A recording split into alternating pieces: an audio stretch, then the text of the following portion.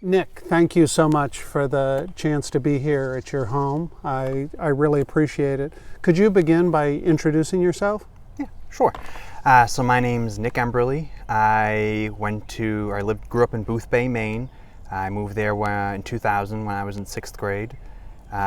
Was there, graduated high school, worked for Apple for a couple of years, moved between Maine, Baltimore, California, Massachusetts, and now we're here.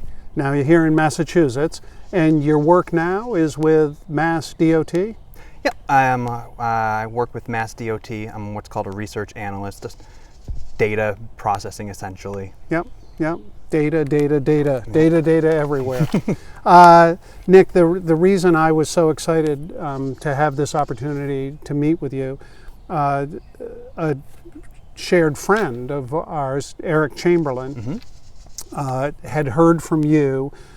He was a teacher, and Boothbay Elementary School was what we called an exploration school at the very start of the MLTI, and you were there. So, what access did you have to technology at home before the MLTI? Sure. So the technology that I used at home prior to MLTI were standard electronics like, a tube TV and Nintendo game consoles. My parents did purchase an old Windows compact computer when we moved to Boothbay. So I had a very minimal experience and exposure to computer time. I wasn't allowed to use without them there, of course. So just very minimal. And other than that, there was no other technology that I used or anything else. Do you remember, we've heard stories that when those devices were first distributed to the kids, that it was a time of celebration. It was a birthday, it was a big deal. Do you remember the day the devices were distributed? Do you have any memory of that? Yeah, I remember some of the day that we got the computers. And the way I remember it was excitement and kind of like giving a monkey a crazy tool maybe I've never used before. We had these brand new laptops, 12 inches, they did all these powerful things that we had never thought of. And the first day that we used them, we were doing everything we could to try and figure out what it could do and couldn't do. I remember we had a friend of mine, she took a pencil and flipped it over and used the eraser on the trackpad, and showed me that it wouldn't work unless you used your finger. So that just drew a bunch of different questions and intrigue about the computer and the device itself, not what it could physically do. It had physical tabs. You could lift up the keyboard and see the components in the computer. And you could also do with like the sliding tray, had a little pinhole you could put a paper clip into and watch it pop out. The little magnetic latch on the top, as soon as it got close to closing, you could see the magnet pull the latch down. And so it was just, the device itself was as magical as what it could do. And once we started using it, and the programs and research and presentations and just all the rest of the package deal essentially just made it a device of awe, essentially. Eric was one of your teachers, and you were in 7th grade, so you were taught by a team of teachers, some like a mathematics instructor, a social studies teacher, etc. Was Eric Chamberlain, do you have memories, was his classroom different than other classrooms? Yeah, Mr. Chamberlain's classroom was definitely stood out a little bit more than the other teachers. All teachers had some kind of involvement with the laptops. They had some curriculum for us to use it and explore with it. But Mr. Chamberlain specifically, his classrooms were more geared towards technology. I remember even later in the year he got a whiteboard that was remarkable and electronic as well. So he was definitely the guy that helped kind of push and innovate the technology, and was probably the biggest motivator for like the whole school, for all the kids to use the laptop and succeed with them. Did Eric that you and I have both spent a lot of time in school as students. And in all candor and honesty, there are classrooms we remember for encouragement and reflection, and there are classrooms, come on in, sit down, shut up, and take good notes, because I'm going to tell you what you need to know. I have a sense, and I've never spent a great deal of time in Eric's classroom, but was his classroom a place where you were encouraged to ask questions, especially in those first years with the laptops? What could it do? Yeah. So I would say one great thing about just Booth Bay in general is that all the teachers were very supportive and encouraging and engaging. Probably one of the reasons why it was one of the schools chosen. But with Mr. Chamberlain specifically, he was definitely somebody that would, if you had a question on maybe how to edit a Word document, or maybe how to do something simple like rotate a photo at the time, he would be the guy to go to, and he would always encourage you to kind of explore and to learn and to use the device fully.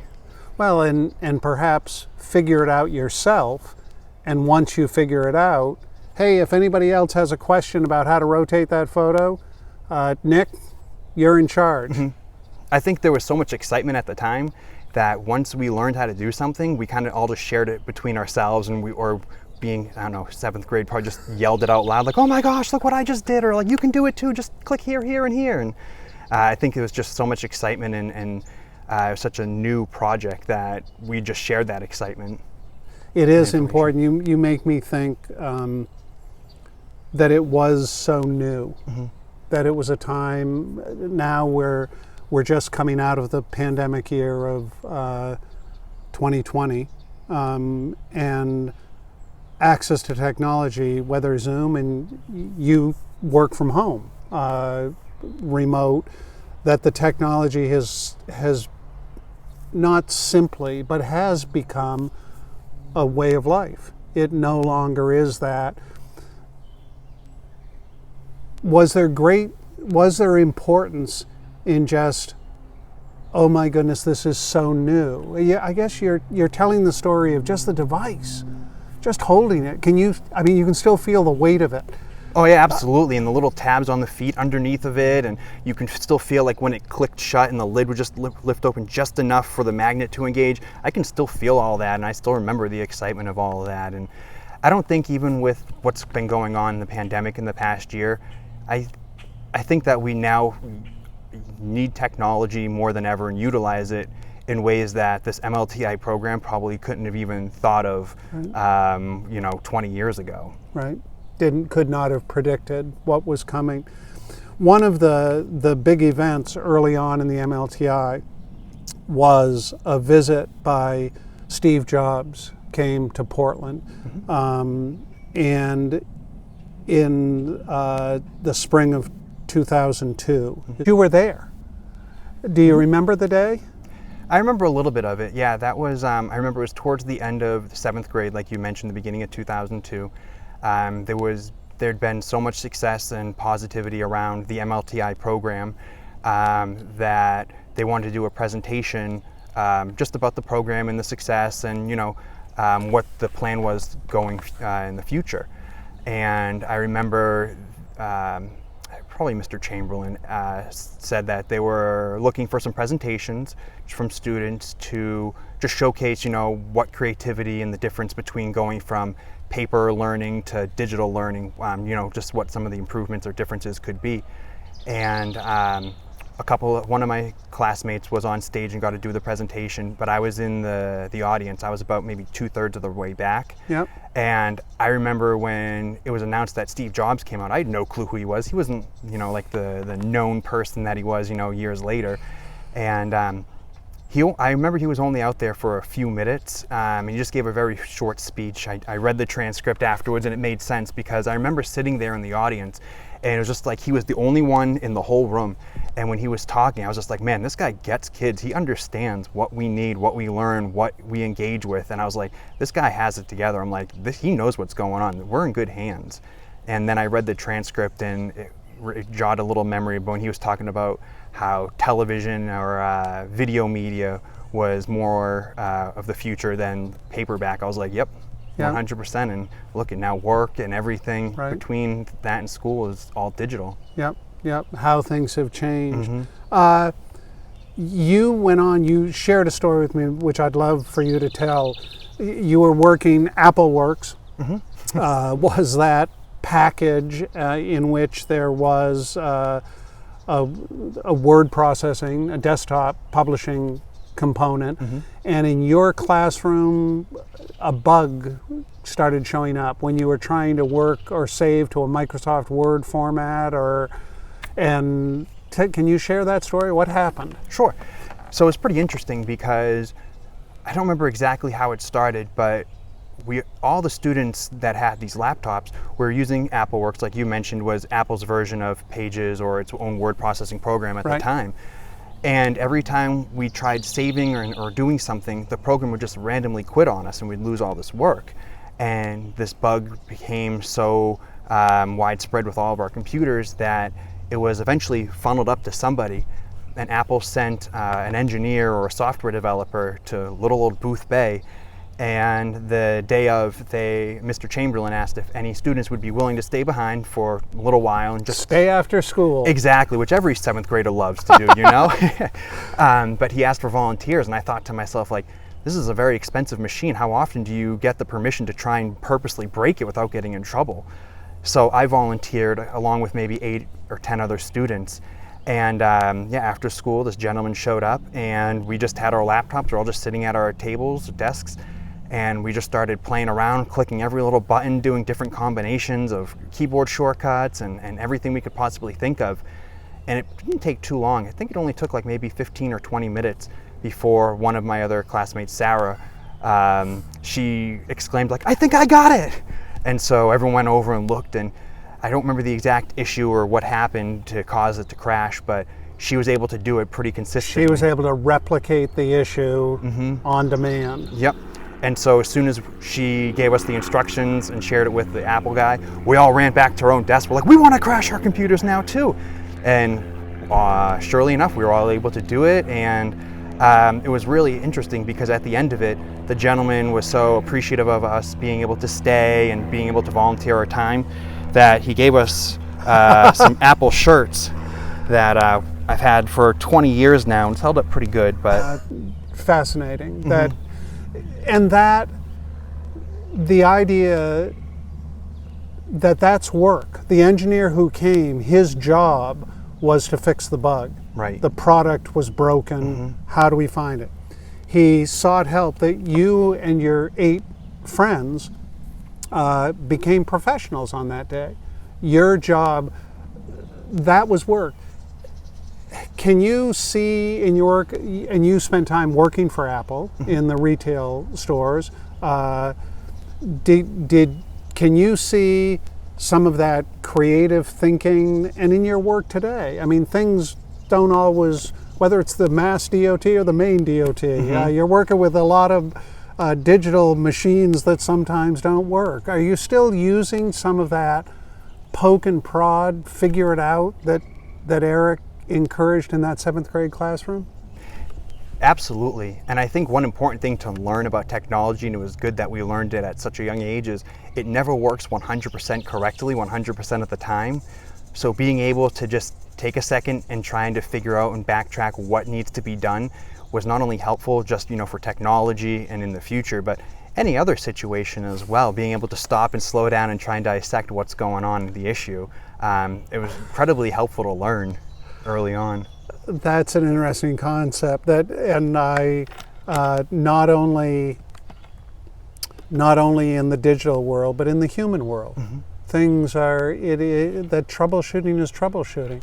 Can we replicate the anxiety or whatever and figure out what is going on?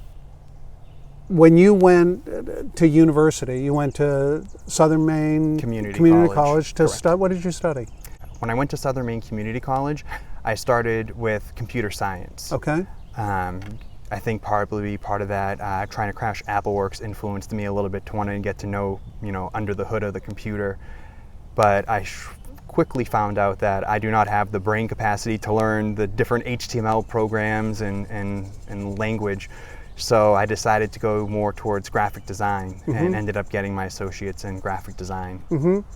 You described to me in an email conversation, I think it was, that you, through your years, you were right at the start of the MLTI, so 7th grade forward, you've got that device. You started pulling devices in and tearing them apart. Is that true? That's 100% true. So one great thing about the Booth Bay Recycling Center growing up is they had a big area for electronics. So anytime I saw that Apple logo on the side of a computer, I snatched it up and threw it in my car real quick. So I was able to put time into repairing all these computers. And I think by the time I moved to out of state, I probably had over like 50 computers. All of at one point were working, just because I just found them fascinating in the evolution of all of them and designs and capabilities. And learn. In your work now as a research analyst, everyone who is on your team has to work with the machines.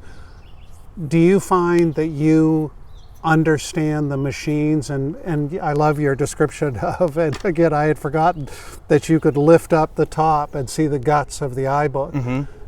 Do you think, or do you have evidence that you understand the workings of the machine certainly as well as any of your peers on your team? I mean, they can use the machines and analyze the data, run the programs. Does your understanding of the machine come clear? So I don't think my understanding of the machine is any different than most of my peers at work. However, when there's new things that are implemented, like new software or changes to processes, I think that the MLTI program and all the iterations and changes that went over that program for a few years kind of helped me understand that technology is always changing, and that in order for you to stay with it, you have to take time to understand it, and you have to take time to become comfortable with it so you're proficient with it. And I think that for a lot of people that didn't grow up with the technology or as much, they still get it, but it's just a little bit of a different process for them to think of and translate that to skills. So I think that's where the difference is. How once I understand how an app, a program, a device works, stop changing it. Yeah, exactly. Freeze frame. Yep. But that's not the way the world works. Yeah, if it did, I don't think I'd like that, because everything everything eventually is on upward trend, getting better and better, and that only happens through trial and error or innovations and feedback and. Yeah.